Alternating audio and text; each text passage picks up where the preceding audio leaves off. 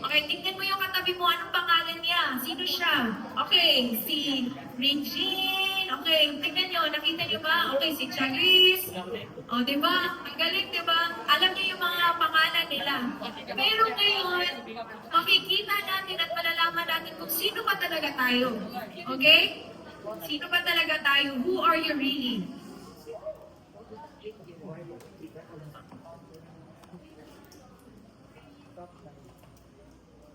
Okay. So, basahin natin, original design.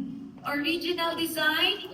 1, 2, 3, go. Original design. You were born on purpose for a purpose. Okay, gawa sabi ng Jeremiah 1:5, before I formed you in the womb, I know you. Before you were born, I set you apart. I set you apart. So, ito yung unang topic natin. Who are you really? Original design. Ito tayo. You were born for a purpose. Right? You are born for a purpose. Ano ba talaga yung purpose? Bakit ba ako nandito? Ano ba ang kailangan kong gawin? Bakit ako nandito? Sabi ng Jeremiah 1:5, before I formed you, before pa ka nandito sa tiyan ng nanay mo, kilala ka na ng Panginoon. Alam ng Panginoon kung sino ka. Kilala ka niya, at hindi basta-basta. Kasi di ba, pag ang nanay natin, di ba, masaya sila pag nalaman nila na buntis ako. Kasi alam nila yung nandito sa loob. At kayo yun. Di ba, you were formed. You were formed before I formed you in the mother's womb. I know you. Kilala ka ng Diyos. Kilala kung ano yung ginawa ng Panginoon sa'yo. Kilala ka, anong pangalan niya. So, may ito-check natin, bakit ko kailangan ang original design sa buhay ko? God formed you, handcrafted, not mass-produced. Alam niyo ba ano yung mass-produced? Yung mass-produced is parang manufacture, di ba? Lahat kapareho. Lahat pareho ang ganawa. Kung gagawa ako ng pansit canton, lahat ng manufacturer na yan, kalamansi ang flavor, the same, pareho yan. Lahat pareho, di ba? Pero, sabi dito, God formed you handcrafted. Ano yung handcrafted? Ginawa ka ng Panginoon sa kanyang kamay. Di ba? Gamit ng kanyang kamay. Handcrafted. So, makikita mo yung katabi mo ay hindi pareho ng mata. Tingnan mo nga, pareho ba kayo ng mata? Hindi. Pareho ba kayo ng ilong? Hindi. Kasi ikaw ay ikaw. You are created originally. Di ba? God know you intimately, not generally. Di ba? Kung may announcement ang teacher natin, okay, everyone, makinig kayo. Ito yung announcement. Di ba? Pangkalahatan. Pero, God know you. Kilala ka ng Panginoon intimately. Kung ano yung intimately? Kilala ka niya kung anong nasa puso mo. Alam ng Panginoon kung anong iniisip mo. Kasi intimate ang Panginoon pagpapakilala sa'yo. Nung kilala ka ng Panginoon, He knows you. He formed you intimately. God set you apart with specific intention. Okay? You are not a random paint slapper. You're a masterpiece with a mission. So, may example ako sa inyo mga kapatid. Alam niyo yung susi, di ba? Alam natin yung susi at saka yung lock. Yung susi at lock, hindi basta-basta ma-open, di ba? Kasi ang susi na yon ay design sa lock na ginawa. Ganon din ikaw. Ang original design ng Panginoon sa iyo ay hindi kapareho sa ibang tao. Okay? Ikaw ay naiiba. Ikaw ay ginawa ng Panginoon. Ikaw ay God formed you, God know you, and God set you apart for a specific intention. And yung napakaganda isipin na ang Panginoon natin ay napaka-unique. Hindi ako pareho sa katabi ko. Diba? Hindi kami pareho ng buhok, kulot yung buhok niya, mataas yung buhok niya, hindi, or straight yung buhok niya. Naiiba tayo. Okay? Kasi God created us uniquely.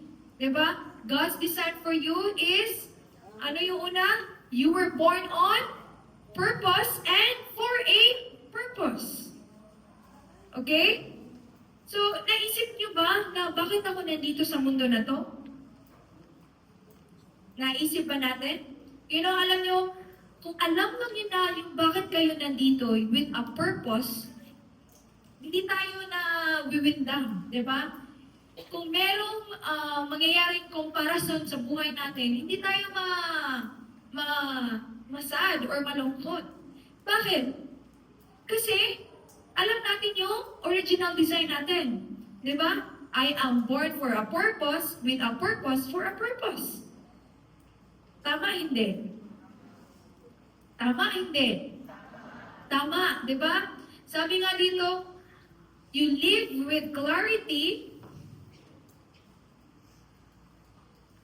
You live with clarity, not confusion. Sino ba nalilito dito? Taas ang kamay. Nalilito ba kayo? Bakit kayo ginawa ng Panginoon? Hindi, di ba? You live with clarity, not confusion. Kung ikaw ngayon ay confused or confused mismo, ay, mali na yan. Hindi mo na alam yung original design mo sa buhay mo. Diba? You walk with boldness, but not with fear. Tayo, ginawa tayo ng Panginoon with boldness. Walang takot. Diba? Kung takot ka sa multo, hindi ka na dapat matakot. Diba? Kung takot ka sa mga nangyayari sa buhay, hindi ka matakot kasi yan yung ginawa ng Panginoon sa'yo. You live with boldness, not fear. And pangatlo, you make impact, not just noise. Alam mo yung mga tao na, okay, gawa natin to, pero walang ginagawa. Salita lang ng salita. Alam niyo mga kapatid, again, sabihin ko sa'yo, yung original design nyo, you live with a purpose for a purpose. Sabihin natin, original design natin, you live with a purpose for a purpose. Daming purpose no? Hindi ba kayo nalilito? Hindi tayo nalilito. We live with a purpose for a purpose. Kaya nandito tayo. Grabe ang Panginoon, no? Yan ang binigay niya sa atin. We live with a purpose for a purpose. Without purpose, people drift. Kung wala kang purpose sa buhay mo, saan ka? Pupunta ka na kahit saan. I will go to different places. Kasi wala akong purpose. They live in a survival mode. Gusto nyo ba na mamumuhay lang kayo ng survival mode kasi hindi nyo alam yung purpose ng buhay nyo? Hindi, di ba? We don't want to live in a survival mode. They chase like validation or addiction to fill the void. Kaya nga mga tao ngayon, lalo ng mga kabataan, tumatakbo sa droga, tumatakbo sa anong sinasabi sa Facebook. Dapat magretoke ako, dapat matamos ang ilong ko. Bakit?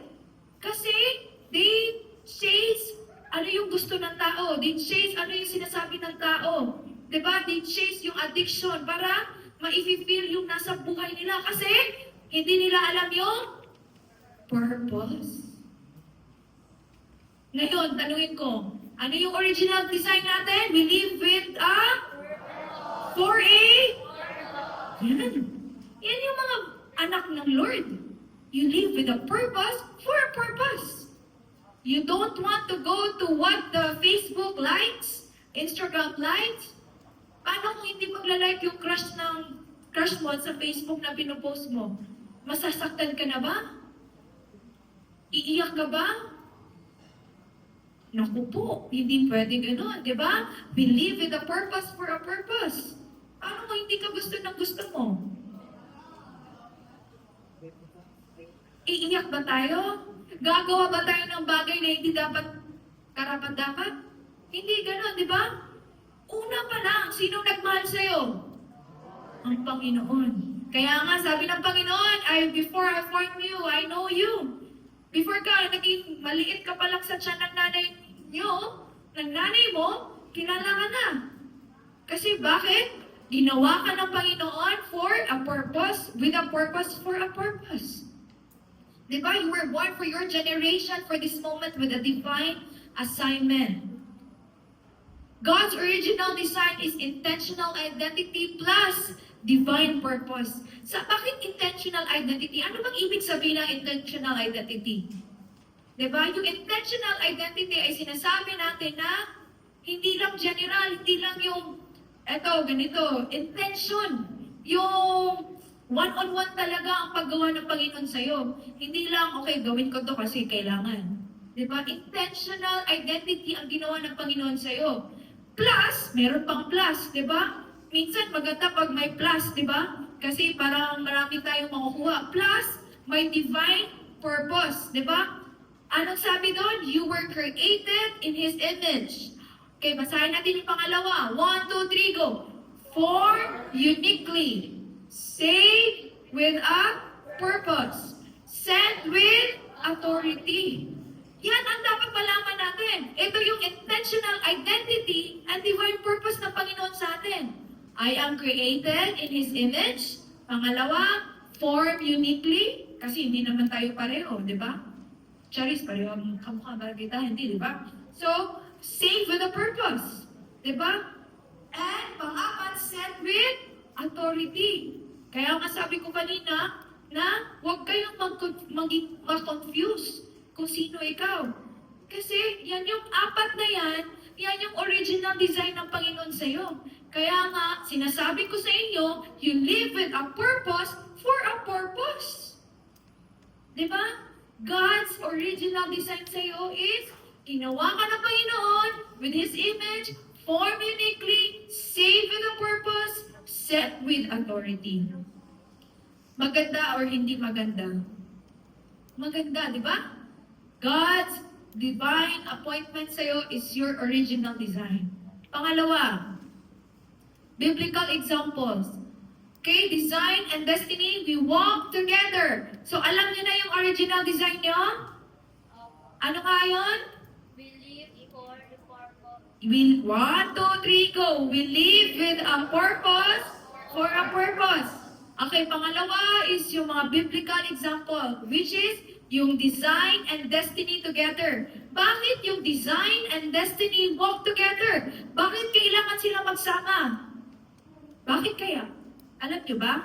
Okay. So, sabi sa Ephesians 2:10, we are His workmanship, masterpiece, created in Christ Jesus for good works, which God prepared beforehand that we should walk with them. Okay? Ibig sabihin, your design is yung personality mo, yung talents mo, di ba? Yung strength mo, even yung weakness mo. Di ba? Hindi naman tayo perfect eh. Sino bang perfect dito? Okay, hindi naman tayo perfect, di ba? Pero, God's design sa atin, yung personality natin. Di ba? Yung talents natin. Sino ba marunong kumanta dito? Yes, sino ba marunong magsayaw dito? Di ba may talent tayo? Talentado. Oh, anong sabi mo? Ha? Talentado. Talentadong Pinoy, di ba? We are very talented, mga Pinoy, di ba? With a purpose. Ano yung, okay, ano yung design, di ba? Ano yung design? Your personality, your talent, strength, and even your weakness. It's not an accidental, di ba? This is what we are, di ba? We're not perfect, pero God is our Savior, di ba? He helped us, di ba? And then, ano yung destiny natin? The calling God has for your life was prepared before you were even born. Yung destiny natin is yung calling. Ano ba yung calling? Yung tawag ng Panginoon. Okay, gusto ba, sa tingin nyo, ang tawag ng Panginoon is, nasa bahay ka lang forever? Ang tawag pa ng Panginoon is, nakaupo ka lang forever? Diba? Hindi. So, yung destiny at ang design natin ay together. Naintindihan pa natin? Ano yung together? Yung design at destiny. Magkahiwalay ba sila? Hindi, di ba? They walk together. Bakit? Kasi, sabi nga doon, the calling God has for your life was prepared before you, before nasa tiyan ka pa. May calling na ang Panginoon sa'yo. Diba? Even you were born. Sabi dito, what God put in you is exactly what He plans to draw out through you. Ang design is the blueprint. Kita niyo yan? Kita niyo yung picture na yan? Blueprint yan eh. Yan yung blueprint ng base natin. Diba? Yung design ng buhay natin, parang ganun, may blueprint tayo. May blueprint. Ang destiny is yung building. Ito yung building. Ito yung destiny natin. Diba? At yung, ang dalawa ay they walk in unity. Kung hindi mo alam yung destiny mo, paano ka kung hindi mo alam yung design mo, paano ka makapunta sa destiny? Naintindihan? So, sinabi ko sa inyo na yung buhay natin ay parang ganyan. Design and destiny. Ganon. Example, di ba? Yung blueprint na yan, yan yung design. Tapos yung destiny is yung building. Ano bang purpose ng building? Di ba? May mga tao pupunta dito, mag-worship kay Lord.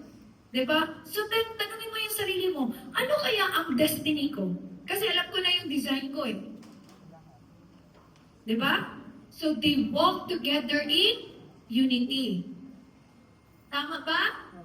So, dapat alam natin muna yung design natin kasi mag-walk through tayo sa destiny natin. Diba? Kung walang blueprint, walang building. Diba? Kung walang design ng yung word na yan, wala tayong building mangyayari. Ganun din. Kung hindi mo alam yung destiny mo, design mo sa buhay mo, wala ka din destiny. Naintindihan mga kapatid? Opo. Yes. So sabi dito, God designed you with details that match your identity. You don't have to force your way into someone else's calling. Huwag mo i-force yung buhay mo. Sige, ganito na lang ako. Si ganyan ang kapatid ko eh. Ganito na lang ako. Alamin mo. Alamin mo kung yung anong destiny na binigay ng Panginoon sa'yo. Alamin mo, mga kapatid. Di ba? You don't have to chase purpose in the world you carry in your own design. Di ba, minsan susundin natin kung ano yung nasa trending ng TikTok, trending ng Facebook. Di ba, yung fashion ng nakatrend sa Facebook, susundin ko yon. Naku, ang tanong, alam mo ba yung destiny mo? At saka alam yung design mo sa buhay. Di ba? So we should know. Alamin natin kung ano yung design natin. Di ba? Ikaw ay naiiba. Hindi ka basta-basta. Kaya yung original design, identity natin sa Panginoon. You can trust how God made you. Your voice, your style, your story, it all points to your calling. Diba? Yung style mo, yung buhay mo, yan ay may purpose. At yung purpose niyan ay yung calling ng Panginoon sa buhay mo. Gusto niyo ba na lalaki kayo at tatanda kayo, wala kayong ginawa?